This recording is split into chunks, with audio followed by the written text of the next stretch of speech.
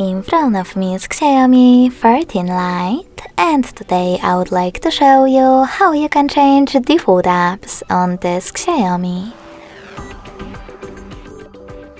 You need to begin by opening Settings. Now scroll down to access apps. Following that, click on Manage Apps and click on those three dots at the top right corner. Now select Default Apps and tap on one of those sections. I want to change my browser app, so I have to click here. Tap on Opera in order to set that app as my new default browser.